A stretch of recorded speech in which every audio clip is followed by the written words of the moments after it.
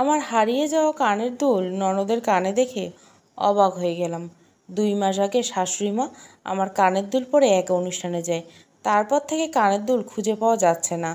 আর সেই কানের দুল ননদের কানে দেখে ভীষণ অবাক হলাম। রাতে স্বামী বাড়ি ফিরল। তার বুকে মুখ গুজে কান্না করে দিলাম। আমার কান্নার শব্দ পেয়ে আমার স্বামী নরম গলায় জিজ্ঞেস করল, কি হয়েছে, কান্না করছো কেন? তুমি তো জানতে আমার কানের দুলগুলো আমার কত শখের ছিল, আমার মায়ের শেষ স্মৃতি। এই কথা বলে আরও কান্নায় ভেঙে পড়লাম। স্বামী আমাকে সান্ত্বনা দিয়ে বলল, এখনও ওই কানের দুলের কথা ভেবে কষ্ট পাচ্ছ? দেখো, যা হারিয়ে যায় তা যদি কান্না করলে ফেরত পাওয়া যেত যাবে, মন খারাপ করো না। তুমি জানো, আজ আমি সেই কানের দুল তোমার বোনের কানে দেখেছি। হারিয়ে গেলে না হয় মন খারাপ করতাম না, কিন্তু আমি কান্নায় কথাটি সমাপ্ত করতে পারলাম না। আমার স্বামী আমাকে পুরো ঘটনা খুলে বলতে বলল। অতঃপর আমি তাকে ভরসা করে সব বললাম। আমি নিশ্চিত আমার শাশুড়ি মা কানের দুল হারায়নি, বরং সেটা তার মেয়েকে দিয়েছে। 2 মাসে আমি সব ভুলে গেছি ভেবে আজ ননদ সেটা পরে আমার সামনে অনায়াসে ঘুরল। আমি কথাগুলো স্বামীকে খুব বিশ্বাস ভরসা করে বলেছিলাম, ভেবেছিলাম স্বামী আমার পাশে থাকবে, কিন্তু না। আমাকে ভুল প্রমাণ করে দিয়ে আমার স্বামী আমাকে তার বুক থেকে সরিয়ে রাগান্বিত গলায় বলে, তুই কি বলতে চাস? আমার মা বোন চোর? তারা তোর ওই 2 পয়সার কানের দুল চুরি করছে? নিজের স্বামীর মুখে এমন কথা শুনে আমি হতভম্ব হয়ে গেলাম। আমার স্বামী আবারও কঠিন গলায় বলল, আমার মা বোনকে তোর কি মনে হয় তারা জীবনে সোনার জিনিস চোখে দেখেনি যে তোর মনে হয় তোর তারা সোনার জিনিস চুরি করেছে? আমি সেটা বলতে চাইনি। আমি শুধু বলতে চাইছি। আমাকে থামিয়ে দিয়ে আমার স্বামী অর্থাৎ পলাশ বলে, আমি বেশ ভালোভাবে বুঝছি তুই কি বলতে চাইছিস। দাঁড়া, আমি আমার মা বোনকে ডাকি, যা ফয়সালা হওয়ার তাদের সামনে হোক। আমি পলাশকে থামাতে যাচ্ছিলাম, কিন্তু পারিনি। সে এত জোরে চিৎকার চেঁচামেচি করছিল যে বাড়ির সবাই দরজার সামনে এসে উপস্থিত হয়েছিল। পলাশ দরজা খুলে সামনে আমার শাশুড়ি এবং ননদ পড়ল। পেছনে শ্বশুর দাঁড়ালো ছিল। পলাশ সবার সামনে কোনো ভনিতা ছাড়াই জিজ্ঞেস করলো, মা, তুমি নাকি রিমির কানের দুল চুরি করে শেফাকে দিয়েছ? কি? আমার শাশুড়ি মনে হলো আকাশ থেকে পড়ল। ননদ আবারও এক ধাপ উপরে। সে সঙ্গে সঙ্গে কান্না করে দিল। তারপর বলছে, এমনিতে বাপের বাড়ি কম আসি, যাতে ভাবির চোখে বিষ না হতে হয়। এখন দেখছে আসাই যাবে না, একেবারে সোজা চোর বানিয়ে দিল আমাদের। ননদের সাথে তাল মিলিয়ে শ্বশুর বলল, এই দিন দেখার জন্য শখ করে ছেলের বউ নিয়ে আসছিলাম, আজ আমি কিনা চোর? শুনেছ গো, আমি নাকি বৌমার কানের দুল চুরি করে শেফাকে দিয়েছি। শাশু এবং ননদ তাদের অভিনয় শুরু করে দিয়েছে। তারা নিজেদের ন্যাকা কান্না দিয়ে মুহূর্তে পরিবেশটা অনেক জটিল করে তুললে। শাশুড়ি মা আমার কাছে এসে বলল, বৌমা, তোমার যদি শেফার কানের দুল পছন্দ হয়ে থাকে তাহলে তুমি আমাকে বলতে পারতে। আমি তোমার দুল হারিয়েছে, তার বিনিময়ে না হয় শেফার দুলটা তোমায় দিতাম। তাই বলে এভাবে মিথ্যা অপবাদ দিবা, আমাকে চোর বানিয়ে দিলে। হ্যাঁ ভাবি, এই দুল যদি তোমার পছন্দ হয় তাহলে তুমি রেখে দাও, তবুও আমাদের এভাবে মিথ্যা অপবাদ দিও না।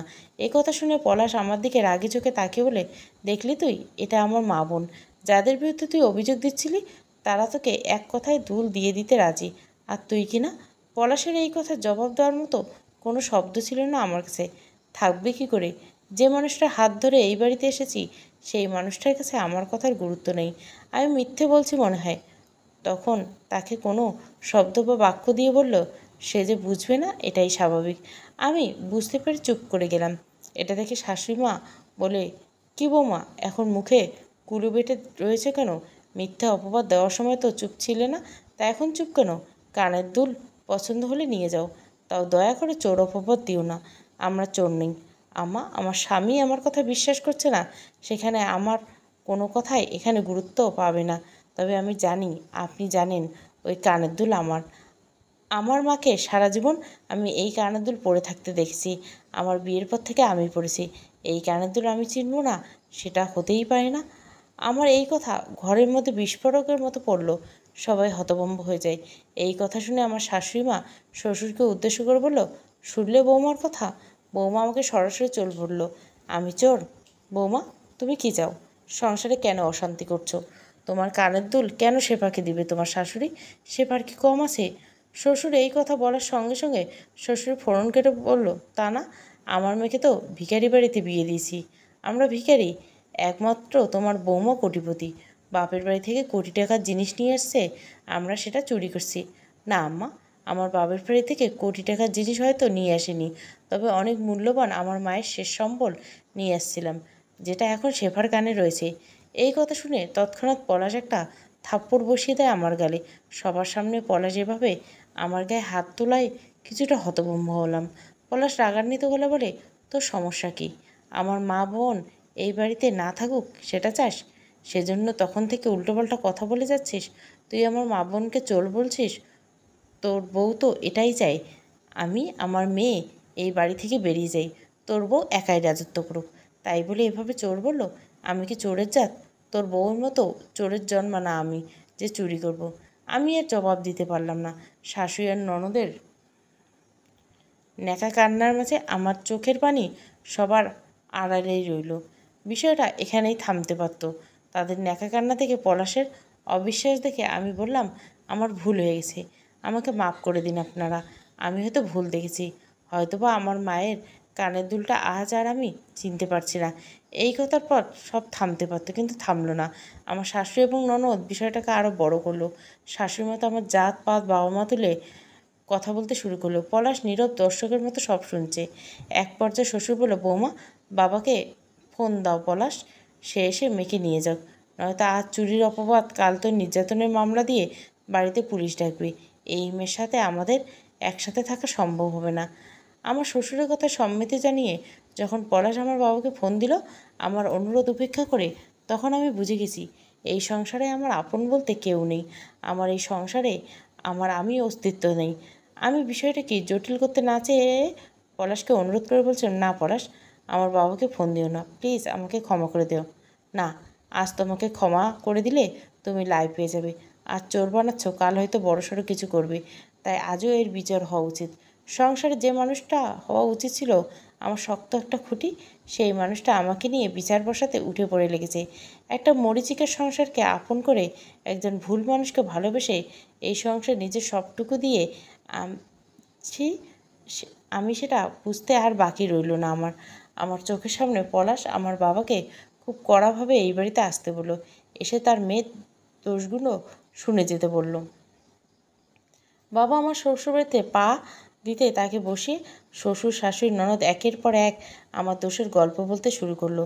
আমার শাশুড়িমা বলছেন, আপনার মেয়েকে আমি নাকি জ্বালাই, ভাতে জ্বালাই নাকি কাপড়ে, যে মেয়ে আমাকে চোর অপবাদ দিচ্ছে, কাল তো আমাকে মেরে হাসপাতালে পাঠিয়ে দেবে। এই কথার সঙ্গে তাল মিলে শ্বশুর বলল, আপনার মেয়ে আজ এই ঘটনা ঘটালো, কাল তো বড় কিছু ঘটাবে। বড় ঘটনা ও দুর্ঘটনা ঘটার আগে আমি চাই আপনি আপনার মেয়েকে নিয়ে চলে যান। এসবের মাঝে নীরব দর্শকের ভূমিকা পালন করছে বাবা। সে মাথা নত করে সবার কথা শুনে যাচ্ছে, কিন্তু মুখ দিয়ে কিছু বলতে পারছে না। 1 ঘন্টা যাবৎ বাবাকে কথা বলার সুযোগ না দিয়ে সবাই আমার দোষগুলো বলল। অতঃপর বাবা বলার সুযোগ পেয়ে নরম গলা বলল, আমার মেয়ে না হয় একটা ভুল হয়ে গেছে, এই কারণে আপনারা তাকে বাড়ি পাঠিয়ে দিবেন? দেখুন, ও ছোটো মানুষ, ওর ভুল হয়ে গেছে, আপনারা ক্ষমা করে দেন। সেই ক্ষমা ভাবি চেয়েছে, সে তো তখন থেকে আমাদের চোর বলে যাচ্ছে। আমার ননদের কর্কশ কণ্ঠে বলা মিথ্যে কথাটা শুনে আমি আর চুপ থাকতে পারলাম না। আমি বললাম, আমি ক্ষমা চেয়েছি। বিনা কারণে ক্ষমা চাওয়ার পরও তোমরা আমার বাবাকে এই মাঝরাতে ডেকে পাঠালে, আবার মিথ্যে কথা বলছো, একের পর এক মিথ্যে দোষারোপ তো দিয়ে যাচ্ছ। দেখেছেন আপনার মেয়ের স্বভাব, মুখে মুখে তর্ক করা অভ্যাস হয়ে গেছে। আপনার বউ মারার আগে তাকে কিছু শিখিয়ে যায়নি? আমার শাশুড়ি কথা বলে উঠল। সেই সঙ্গে আমার স্বামী মশাই তাল মিলিয়ে বলল, বড় ছোট কাউকে মানে না, আমার মায়ের মুখে মুখে অবধি তর্ক করে বেড়ায় আপনার মেয়ে। পলাশ আজ আমাকে বরাবর হতাশ করছে, আমার ভালোবাসা যে ভুল সেটা প্রমাণ করে দিচ্ছে। আচ্ছা, স্বামী কি এরকম হয়? কই, আমার বাবাকে তো দেখেছি সবসময় আমার মায়ের কথায় গুরুত্ব দিয়েছে। আমার মায়ের কোনো ত্রুটি থাকলে সেটা সকলের সামনে গোপন করেছে। সংসার জীবনে আমার মায়ের শক্ত এক অবলম্বন হয়েছে, তাইলে পলাশ এমন কেন? এসব কথাবার্তা আমার বাবা বন্ধ করলেন।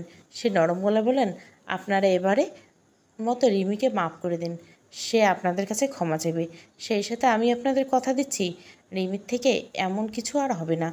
বাবার এই কথা অবশ্য প্রথমে কেউ রাজি হতে চায়নি। তারা পারলে এক্ষুনি আমাকে এই বাড়ি থেকে তাড়ায়। তবুও বাবা অনেক অনুনয় বিনয় করে তাদের রাজি করালো। বাবার এই অসত্য থেকে আমি খুব কষ্ট পেলাম। বাবাকে বাধা দিতে চাচ্ছিলাম, কিন্তু বাবা তার আর হতে দিল না। আমাকে অনুরোধ করে বলল, দয়া করে তুই এখানে আর কোনো কথা বলিস না। যা বলছি তাই কর। সবার কাছে ক্ষমা চা প্লিজ। বাবার এই নরম স্বরে করা অনুরোধ ফেলতে পারলাম না। বাবার কথা মতো সবার কাছে ক্ষমা চাইলাম। সবাই অবশ্য এবার মেনে নিল। সবার কথা শুনে মনে হচ্ছে এই বাড়িতে তারা আমাকে দয়া করে থাকতে দিয়েছে, নয়তো আমার স্থান এখানে হওয়ার কথা ছিল না। বাবা চলে যাবার আগে আমার সাথে একান্ত কথা বলতে চাইলেন। আমি ঘরে আসলাম। বাবা আলাদা পেয়ে আমি বললাম, বাবা, এভাবে মাথা নত করে তাদের সব অভিযোগ শুনলে সত্য মিথ্যা নিয়ে একটাও কথাও তুললেন না। তাছাড়া আমাকে তাদের কাছে ক্ষমা চাইতে বললে, অথচ একবারও সত্যি কি না তা জানতে চাইলেন না কেন বাবা? আমার এই কথা জবাবে বাবা অসহায় গেল বলল, মারে, সংসার জীবন বড় কষ্টের। এখানে মানিয়ে নিতে না পারলে সব শেষ। সংসারে একসাথে থাকতে হলে এরকম সমস্যাগুলো এড়িয়ে যেতে হবে। তাছাড়া মেয়ে মানুষের জন্য স্বামীর ঘরে সব। এখানে টিকে থাকতে না পারলে দিন শেষে সব দোষ মেয়েটারই হবে। বাবা একটু থেমে পুনরায় বলেন, আমি জানি তুই সঠিক। তোর ননদের কানে আমি তোর মায়ের সেই চিরচেনা কানের দুল দেখেছি, কিন্তু এখানে আমার কিছু করার নেই মা। তোকে যদি আমি ঝামেলা করে বাড়ি নিয়ে যাই তাহলে তোর কি হবে? আমি আজ আছি কাল নেই। তোর ভাই ভাবি তোকে কতদিন দেখবে? 1 মাস 2 মাস। তারপর যখন অতিষ্ঠ হয়ে পড়বে তখন তাদের তিক্ত কথাগুলো শুনে তোর মনে হবে এই সংসারটাই তোর জন্য ঠিক। অন্তত এখানে তোর নিজের সংসার। কেউ তোকে এটা বলতে পারবে না অন্যের সংসারে বোঝা হয়েছিস। তাছাড়া এসব টুকটাক বিষয় এড়িয়ে যেতে হয়। টুকটাক? আমার মায়ের কানের দুল? এই কথার জবাবে বাবা অসহায় মুখে আমার দিকে তাকিয়ে হাসি দেয়। নরম গলা বলে, সংসারে থাকতে হলে বোবা আর অন্ধ হয়ে থাকতে হয়। এভাবে মানিয়ে নিয়ে এড়িয়ে গিয়ে সংসারে করে যা। তোর জন্য আমার এই পরামর্শ। আমি এখন আসি। এই রাতেই চলে যাবে? তাও শুকনো মুখে। এই কথা জবাবে বাবা মুচকি হাসি আসলো। সে হাসির আড়ালে কষ্ট লুকানো ছিল। যেখানে বাবা হয়তো বলছে, তোর বাড়িতে আজ এত এত কথা গেলেছি যে পেটের জায়গা বড্ড অভাব। এই বাড়িতে রাতটা কাটালে যদি তোর তাতে দোষ হয়ে যায়, সেই ভয়ে রাত কাটালাম না। বাবার মনের এই কথাগুলো আমি বুঝতে পারলাম, তাই বাবাকে বাধা দিলাম না। তাকে যেতে বললাম, শুধু আস্তে করে বললাম, সাবধানে যেও বাবা। বাবাকে বিদায় দিয়ে শোবার ঘরে এসে বসলাম। পাশেই পলাশ শুয়ে আছে। আমার উপস্থিতি বুঝতে পেরে আমার দিকে ফিরে শুইল। আমি তার দিকে তাকালাম না। যেই মানুষটা আমার নয় তার দিকে তাকিয়ে মায়া বাড়িয়ে লাভ কী? পলাশ বিষয়টা বুঝতে পেরে বলল, তোমার বাবা দেখলে ঠিক বুঝলো। সেবার কানের দুলের সাথে তোমার কানের দুলের ডিজাইনটা কিছুটা মিলে, তাই তুমি ভুল বুঝছো।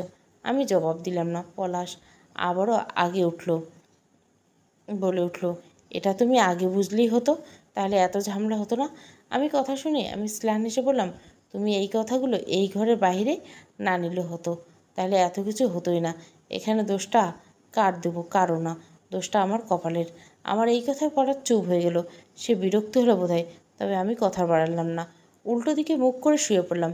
এতক্ষণ অবধি নিজেকে সামলাতে পারলেও এবার পারলাম না। এবার চোখ দিয়ে গড়িয়ে পানি পড়তে লাগলো। আমি চেয়েও নিজের কান্না থামাতে পারছি না। এই সংসারে কাকে আপন ভাববো? ননদকে দোষ দেবো? শাশুড়িকে দোষ দেবো? লাভ কী? যদি স্বামী ঠিক না থাকে? এখানে তো আমার মহাশত্রু পলাশ। সে যদি আমার ভালোবাসা বুঝতো, আমাকে ভালোবাসতো, তাহলে এসব কিছুই হতো না। পলাশে আজ যা করলো তাতে আমার মনে হয় তার জন্য থাকা ভালোবাসার ভাঙন ধরে গেছে। সেই ভাঙন আরও বেড়ে গেল যখন আমি কান্না করতে বুঝতে পেরেও পলাশ আমার কাছাকাছি এলো। আমি বাধা দিতে চাইলে পলাশ বলে, স্বামীকে না করতে নেই। এখন আমার ইচ্ছে করছে, আমাকে কষ্ট দিও না। যার জন্য আমি কষ্টে জর্জরিত সেই মানুষটাকে আমাকে বলে, তাকে যেন কষ্ট না দেই। নিজের বুকের কষ্টে বুকের ভিতরে রেখে নিজের অনিচ্ছা সত্ত্বেও পলাশের ইচ্ছা পূরণ করতে হলো। পলাশ জোর করে করলো। আমি যখন বললাম, এখন না পলাশ, চুপ। স্বামী হই তোর, যখন প্রয়োজন তখনই দিবি। বউ থাকতে আমি কি রাত পার করব কষ্টে? এই কথা বলে কোনো বাধা না শুনে পলাশ আমার সাথে মিলিত হলো। এটা তো শুরু ছিল। এখান থেকে সাংসারিক ঝামেলা, পলাশের গায়ে হাত তোলা, সব মিলে এক ঝগড়া শেষে আবার সেই মানুষটি রাতে কাছাকাছি চলে এসে এমন এক জীবন শুরু হয় আমার। বিবাহিত জীবনের 8 মাসের মাঝেই এই তিক্ত অভিজ্ঞতার সাক্ষী হলাম আমি। শুরু হলো সংসার নামক মরিচিকের খেলা, যাকে আমি আপন করতে চেয়েছিলাম, খুব আপন। গত রাতের পলাশের কর্মকাণ্ড আমাকে ভেতর থেকে শেষ করে দেয়। গত 8 মাসে সংসার জীবনে শাশুড়ির বিষয়ে দোষ ধরা, কটু কথা সব কিছু মানিয়ে নিয়ে সংসারকে আপন করেছিলাম। কখনো পলাশকে কোনো কথা বলিনি। শাশুড়িকে নিজের মায়ের মতো ভেবেছিলাম। কিন্তু কানের দুল আমার অনেক প্রিয় ছিল। মায়ের শেষ স্মৃতি বলে কথা, সেজন্য পলাশকে না পেরে বলছিলাম। পরিশেষে কপালে দুর্ভাগ্য ছাড়া কিছুই ঘটল না। গতকালের ঘটনা স্পষ্টভাবে আমি বুঝে গেলাম, পলাশকে তার মায়ের কটু কথা বোনের ন্যাকামি নিয়ে বললে লাভ হতো না। দিন শেষে সে আমাকেই দোষ দিত। যদিও আকারে ইঙ্গিতে পলাশকে তার খারাপ লাগা বোঝাতো, পলাশ সেসবে পাত্তা দিত না। আমার মন খারাপ আছে জেনেও কাছে আসতো। সেটাকে স্বাভাবিকভাবে নিলেও গত রাতের ঘটনা আমি কোনোভাবেই মেনে নিতে পারলাম না। তার উপর বাবার শুকনো মুখ দেখে বুঝতে পারছিলাম তার জীবনটা সুখের নয়। সব মিলিয়ে মনমরা হয়ে বসে দাঁড়িয়েছিলাম। আনমনে জীবন নিয়ে ভাবছিলাম, যার ফলস্বরূপ দুধ উতলে পড়ে যায়। এটা দেখে হন্তদন্ত হয়ে বারান্দা থেকে ছুটে এসেন শাশুড়ি মা। সে বলে, এই নবাবের ঝি, কোন দিকে তাকিয়ে দুধে যা করছিস? শাশুড়ি কর্কশ কণ্ঠে। হুঁশ ফিরে আমার। ততক্ষণে যা হওয়ার হয়ে গেছে। শাশুড়ি এসে দুধ উনুন থেকে নামিয়ে দিল। সেই সাথে তার মুখ চলতেছিল কথায় কথায় এক কথা, চোরের জাত, আমাকে চোর বলে। এখন মন দিয়ে কান্নাকার কথা ভাবছে। আমার সংসারে আগুন লাগানোর প্ল্যান করছে। সংসারে অলক্ষ্যে এনে ঘরে তুললে তো এটাই হবে। শাশুড়ি একা একা বলে যাচ্ছে, আমি কথা বললাম না। শাশুড়ির চিৎকার শুনে ননদ আসলো। সেও মায়ের কথা সঙ্গ দিল। আমি কথা নাড়া বেরিয়ে চুপ করে দাঁড়িয়েছি। শাশুড়ি মা অবশিষ্ট দুধ দিয়ে চা বানিয়ে নিল। আমাকে উদ্দেশ্য করে বলল, এখানে সঙ্গের মতো দাঁড়িয়ে না থেকে থালা বাসনগুলো ধুয়ে আসো। আমি মাথা নাড়িয়ে সেই কাজে চলে গেলাম। সকাল 9:30টার দিকে দরজা খুলে দেয় ভাবি। এতক্ষণ অবধি দরজার বাইরে বসে ঝিমাচ্ছিল বাবা। ভাবি দরজা খুলে বাবাকে এমনভাবে দেখে অবাক হয়ে যায়। মুখ ভেঙচি দিয়ে বলে, মেয়ের বাড়িতে রাতটুকু জায়গা হয়নি? বাবা জবাব দিল না। ভাবি আবারও বলে উঠল, তা আপনার মেয়ে কী কাণ্ড ঘটিয়েছে? নিশ্চয়ই শ্বশুরবাড়িতে আমাদের মান সম্মান ডুবেছে। আমি জানতাম রাতের বেলা আপনাকে জরুরিভাবে ডেকেছে, মানে কোনো অঘটন ঘটেছে। তাই তো আপনার ছেলেকে আপনার সাথে যেতে দেয়নি। বাবু কোনো কথার জবাব না দিয়ে আস্তে করে ভেতরে যায়। ভাবি এটা দেখে শুনিয়ে শুনিয়ে বলেন, যান যান, মেয়ে অপকর্ম ঘটেছে, এখন তো চুপচাপ যাবেন। এগুলো আমি করলে ঠিক সারাপাড়া করতেন। এই কথা শুনে বাবা চুপ করে থাকতে পারলেন না। সে শান্ত গলায় বললেন, তুমি যা করো বৌমা, সেসব নিয়ে কথা বললে প্রতি ঘন্টায় বিচার বসতে হবে। আর হ্যাঁ, আমার মেয়ে কিছুই করেনি, তবুও তার আত্মসম্মানকে বিসর্জন দিয়ে আমি আমার মেয়েকে ওই বাড়িতে দাঁত কামড়ে যে পড়ে থাকতে বলেছি, সেটা তোমার জন্য বৌমা। নয়তো সে সামান্য কারণে তারা আমার মেয়েকে নিয়ে বিচার বসেছে। তাতে আমার বিবেক, আমার মা আত্মসম্মান আমাকে বারবার বলেছিল আমার মেয়েটাকে বাড়ি নিয়ে আসি, কিন্তু পারিনি। বাবার এই কথায় ভাবি তেলে বেগুনে জ্বলে উঠল। সে অহংকারের সাথে নিজেকে সেই দাবি করে শ্বশুরবাড়িকে সবাইকে তুচ্ছ করে কথা বলে। এসব দেখে বাবা নিজের ঘরে গিয়ে বিছানায় গা এলে দেয়। মাঝরাতে বাড়ি ফিরে দরজা ধাক্কালে নিজের গুণবতী বউয়ের মুখ দিয়ে কত যে বাজে কথা শুনতে হবে, সেই ভয়ে বাইরে ছিল। এসব কারণে বাবা নিজের মেয়ের শ্বশুরবাড়িতে মাথা নত করতে বাধ্য হয়েছেন, নয়তো মেয়েকে নিয়ে চলে আসতেন। কিন্তু এই বাড়িতে এখন আসলে যে জীবন আরও জাহান্নাম হয়ে উঠবে, সেজন্য নিয়ে আসেননি। অনেকে বলে শাশুড়ি ননদ খারাপ হয়, এরা জীবনে ভালো হয় না, কিন্তু বাস্তবতা এটা নয়। বাস্তব হলো যে মানুষ খারাপ সে সব সম্পর্কে খারাপ, কিন্তু সম্পর্ক ধরে মানুষ খারাপ হয়, বিষয়টা ভুল। বাবা এসব ভেবে দীর্ঘশ্বাস ফেলে চোখ বন্ধ করে নেয়। বাইরে থেকে ভাবির মুখের কটূক্তি শব্দ শোনা যাচ্ছে। সকালের ঘটনাকে ভিন্ন রূপে শাশুড়ি বাড়িয়ে পলাশের কানে তুলে ধরল। এতদিন এসব করে বেড়ায়নি, কিন্তু গতকাল থেকে বুঝতে পেরেছে পলাশ কখনো বউয়ের হয়ে তর্ক করবে না। পলাশকে দিয়ে বউকে অকারণে শায়েস্তা করা যাবে, সেজন্য এখন এই কাজটা করতে শুরু করেছে। আমি বিষয়টা ভালোভাবে বুঝতে পারলাম। হলো তাই।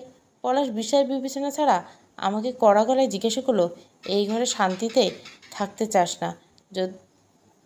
যদি থাকতে চাস তাহলে আমার মা যেভাবে বলে সেভাবে থাক। পরবর্তীতে যেন আমি এই বিষয় নিয়ে আর কোনো কথা না শুনি। পলাশের মুখে এই কথা শুনে রাগে অভিমানে মুখ ঘুরিয়ে নিলাম। এই মানুষকে এখন আর কেন জানি সহ্য হচ্ছে না। এই তো তবে শুরু হলো। এতদিন কথার আঘাতে শাশুড়ি ননদ জীবনটা তেজপাতা করে দিছিল। এখন শুরু হলো নতুন নাটক। পলাশ তাদের তলে বুঝতে পেরে পলাশ আসার আগে ভারী কাজ নিয়ে বসে শাশুড়ি। পলাশকে দেখে বলে, ও মাগো, কোমরের ব্যথায় টিকলাম না, এই দিন ছিল আমার কপালে। শাশুড়ি এই ন্যাকামে দেখে পলাশ কোনো কথা ছাড়া এসে একটা থাপ্পড় বসিয়ে দেয়। তার কথা হতে, তুই থাকতে আমার মাকে অসুস্থ শরীর নিয়ে কাজ করতে হয় কেন? বাড়ির সব কাজ আমি করছি, লোক দেখানো কাজ শেষ করছে, এখানে আমার কি করার? এই কথা বলতে দেরি পলাশ আমার পেটে লাথি মারতে দেরি হলো না। কয়েকটা লাগিয়ে দিয়ে সে আমার উদ্দেশ্যে বলো, ভুল করে আবার আমার মুখে তর্ক করছিস, উল্টোপাল্টা কথা বলিস, তোকে আমি। থাক বাবা, ছাড়, ওর তো মা নেই, এসব শেখাবে কে? হয়তো বা ওর মাই এমন অজাত ছিল, তোকে তাকে দেখে শিখেছে। নিজের মাকে নিয়ে এমন কথা কোনো সন্তান মেনে নিতে পারেনি, আমিও পারিনি। কড়া গলা বললাম, আমার মায়ের সম্পর্কে কোনো বাজে কথা বলবেন না, একদম না। আমার মা আপনাদের মতো খারাপ ছিল না। তার মানে আমরা খারাপ? শুরু হলো শাশুড়ির ন্যাকা কান্না, আহাজারি। তার ন্যাকা কান্নার শব্দের সাথে পলাশের গায়ে হাত তোলা শুরু হলো। ইচ্ছে মতো মেরে মুখে চেপে ধরে বলে, তোর এই মুখ দিয়ে এমন কোনো শব্দ বের করবি না যেটা আমার মাকে অসম্মান করে। আমি মুখ দিয়ে কোনো কথা বের করতে পারলাম না। এত সব কাণ্ডে সকালবেলা করে সেই ফল্লাসের সাথে রাতে যখন কাছে আসে তখন নিজেকে মন চায় শেষ করে দিই। তার প্রতি কোনো আগ্রহ জন্মায় না, না ভালোবাসা, শুধু কোনো মতে মরীচিকায় সংসার করে যাই। এমন করে পার হচ্ছে জীবন। দিনের পর দিন পলাশ আর তার পরিবারে অত্যাচার বাড়ছে। এমন এক পরিস্থিতির মাঝে পলাশ আবার চাচ্ছে বাচ্চা। সেদিন রাতে যখন পলাশ বলল, চলো না বউ, আমরা একটা বাচ্চা নিই, তৎক্ষণাৎ আমি মুখের উপর বলে ফেললাম, না, এমন এক সংসারে বাচ্চা নিয়ে কি তাকে শেখাবো? দেখো তোর মাকে তোর বাবা কত অসম্মান করে, কত নিচু চোখে দেখে, এসব তাকে এমন অসুস্থ পরিবেশে রাখবো? আমি কথাটি বলে পরেশার দিকে তাকালাম। পলাশ কিছু বলতে নেই। তখন আমি বললাম, জানি এখন তুমি গায়ে হাত তুলবে, অকথ্য ভাষায় কথা বলবে। সত্যি বলতে ঠিক এই কারণে বাচ্চার কথা ভাবতে ভয় হয়। প্রথমবার খুব শান্ত গলায় পলাশকে বোঝালাম, নারীরা বিয়ের পর একটা সংসারে এসে নিজেকে নতুনভাবে গড়তে, নিজের একটা সংসার সুন্দরভাবে সাজাতে। সেই সংসার তার ছোট ছোট অনেক ইচ্ছের মূল্য দেওয়া হবে, অনেক স্বপ্নের মূল্য দেওয়া হবে, তার চাওয়া পাওয়ার মূল্য দেওয়া হবে। তার বিরুদ্ধে কেউ কিছু বললে শক্ত খুঁটি তার স্বামী রুখে দাঁড়াবে। কিন্তু আমার জীবনে এসব কিছুই হয়নি। শুধু কি তাই, এখানে তো আমার স্বামী আমার বিপক্ষে একটা কিছু সুযোগ খুঁজে, যাতে সে আমার গায়ে হাত তুলতে পারে। এমন এক পরিবেশে নিষ্পাপ এক বাচ্চার নিয়ে এসে কি তার জীবন জাহান্নাম করে দেব?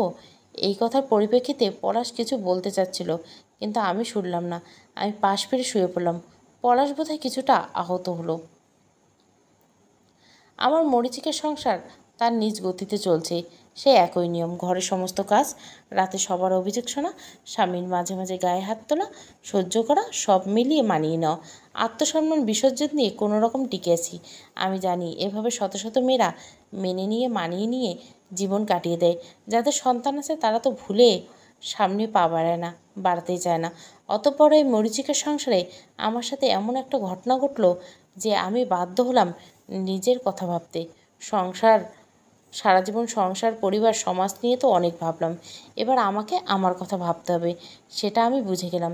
গত 7 দিন হলো আমার ননদ এই বাড়িতে এসেছে। সব কিছুই ঠিকঠাক ছিল। মায়ের সাথে তাল মিলে আমাকে কথা শোনানো, সমস্ত কাজের হুকুম করা, সব মিলিয়ে আমার জীবন যেমন ছিল তেমনই। তবে একদিন বিকেলবেলা ননদের কান্নার শব্দ পেয়ে অবাক হলাম। ঘটনাচক্রে সেদিনও পলাশ বাড়িতে ছিল। ননদের কান্না দেখে সবাই তার কাছে গেলাম।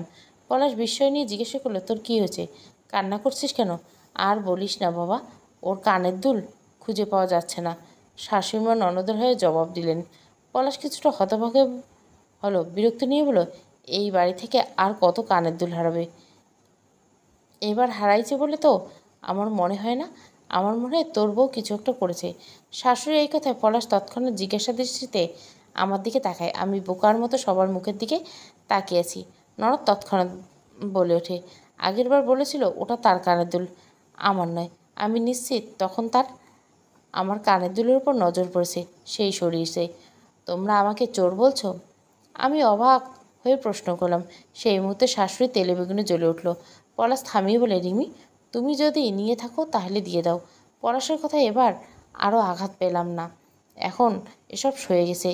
এই মানুষটা একের পর এক ব্যবহার বারবার বুঝিয়ে দিছে এই মানুষটা আমার আপন কেউ না। যাই হোক, কানের দুল নিয়ে ঘরে বিশাল হট্টগোল বেঁধে যায়। অতঃপর সেই কানের দুল আমার ঘরে পাওয়া যায়। আমি বুঝতে পারলাম এটা ননদের কাজ। আমাকে ছোট করার জন্য কানের দুল আমার ঘরে পাওয়ার পর পলাশ আমাকে জিজ্ঞাসা করে, এসব কি রিমি তুমি? আমি এটা এখানে রাখিনি। আর আমি এটাও জানি তোমার আমার কথা বিশ্বাস করবে না। কাজটা যে তোমাদের। আমার কথাটা মাটিতে পড়তে পারল না। তার মাঝে শাশুড়ি তেলে বেগুনে জ্বলে উঠল। সে বলে, মুখ সামলে কথা বলে ছোট লোক। চোরের বাচ্চা চোর। যেদিন নিজের প্রমাণ করে দুলটা নিতে চাইছিল আর হাত চুরি করে ফেললো। খবরদার আম্মা, ভুলেও আমাকে চোরের বাচ্চা বলবেন না। আমার বাবা মা যথেষ্ট সৎ মানুষ। আমি কথাটা বলার সঙ্গে সঙ্গে পলাশ গালে থাপ্পড় বসিয়ে দিল। আমার অপরাধ, আমি চুরি করে আবার বড় গলায় কথা বলছি। পুরো বিকাল জুড়ে তাদের আমার উপর অকথ্য গালাগালি অপবাদ চলল। আবার আমার বাবাকে ডেকে বিচার বসাতে চাইল। এবার আর আমি সহ্য করলাম না। কানের দুলগুলো কেড়ে নিয়ে বললাম, আমার বাবাকে ডেকে পাঠাতে হবে না, আমি চলে যাচ্ছি। তোমাদের মতো নোংরা মানুষের সাথে যতই মানিয়ে নেই না কেন, কখনোই একসঙ্গে থাকা হবে না। আমি বুঝতে পেরেছি। কি বললে তুমি? পলাশ রাগান্বিত গলায় বলল। এবার আমিও দুইটা গালি দিয়ে বললাম, যা শুনছিস তাই। ধৈর্যের একটা সীমা থাকে। এভাবে প্রতিদিন কুকুরের মতো ব্যবহার, একটার পর একটা অপবাদ দেওয়া, সব মিলিয়ে তোমরা আমার জীবন নরক বানিয়ে ফেলেছ। এখন আমার বাবাকেও ছাড়ছ না। এভাবে চললে আমার বাবা এই বাড়িতে এসে আমার বিচার করতে করতে মরতে হবে। আর আমাকে তো জীবিত অবস্থায় নরক যন্ত্রণা ভোগ করতে হবে। অনেক হয়েছে, আর নয়। সব কিছু একটা সীমা থাকে। তোমরা আমাকে পুরোপুরি ছাড়তে চাও না, আবার ভালোভাবে বাঁচতেও দাও না। এতদিন তোমার মা তোমার হাতে মায়ের খাইয়ে মজা নিত। আজ বোনের শখ হয়েছে, চুরির অপবাদ দিল। এখন আমার বাবাকে ডেকে এনে যা না তাই বলে অপমান করবে, তাই তো? একটু থেমে আবারও বললাম, না, সেটা আর হচ্ছে না। অনেক হয়েছে। আত্মসম্মান বিসর্জন দিয়েছি, অনেক কাটিয়েছি তোমার বাড়ি, আর নয়। এবার আমার মুক্তির প্রয়োজন এই নরক থেকে। এই পর্যায়ে কান্না করে দিয়ে বললাম, যেদিন এই বাড়িতে বউ হয়ে এসেছি চোখে অনেক স্বপ্ন ছিল। মা নেই, শাশুড়ির মাঝে মাকে খুঁজেছি, ননদকে বোনের মতো ভালোবাসবো। কিন্তু পরিশেষে কী হলো? আসলে একপাক্ষিক কোনো কিছু হয় না। তাছাড়া যদি এই বাড়ির একজন অন্তত আমার হয়ে লড়াই করতো, তেমন কেউ নেই। যার হাত ধরে আমি এ বাড়িতে এসেছি সেই তো আমাকে ভালোবাসে না, বিশ্বাস করে না। তার চোখে আমি অপরাধী। আমি শুধু তার প্রিয়জন। এমন এক অপ্রয়োজনীয় ঘরে কেন থাকবো, একটা যন্ত্রণাময় সংসারে? আমার কথার জবাবে পলাশ আর তার মা চেঁচাতে যায়। তারা অকথ্য ভাষায় আমার সাহস নিয়ে কথা বলতে শুরু করে। আমি তাদের কথার জবাব দেই। সেই সাথে বলি, এই কানের দুল আমার মায়ের, সেটা তোমরা চুরি করছো। আজ আবার সেটা দিয়ে আমাকে চোর বানাতে চেয়েছো। সমস্যা নেই, আমাকে চোর বানানোর প্রয়োজন নেই। এটা আমি তোমাদের চোখের সামনে দিয়ে নিয়ে যাচ্ছি। এটা আমার মায়ের, এটা আমার, তোমাদের কারো না। তাই আমাকে বাধা দিও না। উল্টো চুরির দায়ে জেলে যাবে। অনেক দিন সহ্য করছে, আর নয়। আমার মায়ের জিনিস অনেক ভোগ করছো, এবার বাদ দাও। মানুষ যখন সহ্যের সীমা পার করে যায় তখন সে কী করতে পারে সেটাও তোমরা দেখে নাও। এখানে অনেক তর্ক বিতর্ক চলে। অবশেষে তাদের সবাইকে সুন্দর মতো জবাব দিয়ে আমি ঘর থেকে বের হলাম। আমি বুঝে গেছি এই সংসারে আমি টিকতে পারবো না। আমি যতই চুপচাপ সব মেনেছি, ততই তাদের অত্যাচারের পরিমাণ বাড়ছে। মানসিক, শারীরিক, মানসিক সব অত্যাচার করছে তারা। এই অসুস্থ পরিবেশে আমি সারা জীবন কাটাতে চাই না। তাই আজ নিজেকে শক্ত করে এই সিদ্ধান্ত নিয়েছি। বাড়ির দরজায় আমাকে দেখে ভাবি মুখটা কালো করে ফেললো। তাকে পাত্তা না দিয়ে আমি ভেতরে আসলাম। বাবা আমাকে দেখে জড়িয়ে ধরল। ইতিমধ্যে পলাশ তাকে ফোন দিয়ে অকথ্য ভাষায় গালিগালাজ করে আমার নামে বদনাম দিয়েছে। তাই বাবা সব জানে। এই জন্য ভাবি আমাকে দেখে খুশি হতে পারলো না। আমি বাবার দিকে তাকিয়ে অসহায় গেলে বললাম, বাবা, আমি আমার সব দিয়ে এখানে টিকে থাকার চেষ্টা করছি, কিন্তু আজ আর পাচ্ছি না বাবা, আমাকে ক্ষমা করে দাও। আমি ওই বাড়িতে আর মেনে নিয়ে থাকতে পারছি না বাবা। কথাগুলো বলে বাবাকে জড়িয়ে ধরে কান্না করে দিলাম। দিনের পর দিন কতটা যন্ত্রণা সহ্য করে ওখানে টিকেছিলাম সেটা বললাম বাবাকে। এসব শুনে বাবা বলল, সংসার করবা না তো কি আমাদের ঘাড়ের উপর বসে খাবা? হায় রে আমার পোড়া কপাল, এক বুড়ার জন্য পাচ্ছি না, এখন আবার মেয়ে এসে জুটছে। একটু থেমে পুনরায় বলল, আমার সংসারে এসব চলবে না। আজ তো ভালো, একবেলা খেয়ে বিদায় হোক। এবার প্রথমবারের মতো আমার বাবা জবাব দিল। সে বললেন, এটা তোমার বাড়ি নয় যে আমার মেয়েকে তাড়িয়ে দিবে। এখন অবধি এই বাড়িটা আমার নামে, তাই তোমাদের অসুবিধা হলে তোমরা বাড়ি ছাড়তে পারো। কি বাবা, এই কথা আপনি বললেন? যত বড় মুখ নয় তত বড় কথা। আপনি বললেন এটা? আচ্ছা, তা না হয় আপনার বাড়ি, কিন্তু গিলেন কার টাকায়? সেই তো আমার স্বামীর টাকায়। এই কথা বলে ভাবি একের পর এক আমার বাবাকে খাওয়ার খোঁটা দিতে লাগলো। যা মেয়ে হিসাবে আমার শোনা কষ্টকর। আমি তাও বলে দিয়েছি আর খাবে না। আমার বাবা মেয়ের নিজেদের ব্যবস্থা নিজেরাই করব। তাদের টাকায় কেনা খাবার খাবো না। আমরা আমাদেরটা ম্যানেজ করে নিতে পারবো। ভাবি এরপর আর কিছু বলতে পারে না, চুপ করে নিজের ঘরে গেল। পরিশেষে আমি নিজের যোগ্যতা অনুযায়ী ছোটো একটা কাজ জোগাড় করে নিয়েছি। সেই সাথে আবার মাস্টার্সে ভর্তি হয়েছি। আমার বাবা আবার আমি আমার টাকায় মোটামুটিভাবে জীবন কাটাচ্ছি। ভাবি আমাদের সাথে তর্ক করে আলাদা হয়ে গেছে। আমরা তাদের আর বাধা দিইনি। অন্যদিকে পলাশ কয়েকবার নিতে আসছিল, কিন্তু যায়নি। আমি জানি পলাশের মতো মানুষ কখনো শুধরাবে না, তার পরিবার ঠিক হবে না। এদের মতো পরিবারে যারা পড়ে সেই মেয়েরা জানে জীবন কত কষ্টের। এদের কপালে সারা জীবনে কখনো সুখ জোটে না। তবে শেষ বয়সে যখন বিছানায় পড়ে তখন শাশুড়ি মা বলে কেঁদে মরে। তখন সে অপমান অপদস্থ করা বউরাই কাজে লাগে। পলাশরাও সেই যুগে শুধরায়, যখন একটা মেয়ের সংসার জীবনের ঢং করার সময় শেষ হয়ে যায়। তবে যুগের সাথে সমাজ পরিবর্তন হচ্ছে, ধীরে ধীরে সম্পূর্ণভাবে পরিবর্তন হবে এই আশা নিয়ে আমি সমাজের মানুষের কটূক্তিগুলোকে এড়িয়ে গিয়ে এগিয়ে যাচ্ছি। জীবনের ঢং উপভোগ করতে এগিয়ে যাচ্ছি সামনের পথে। মরীচিকার সংসার গল্পটা ভালো লাগলে অবশ্যই লাইক, শেয়ার এবং সাবস্ক্রাইব করবেন। Thank you for watching.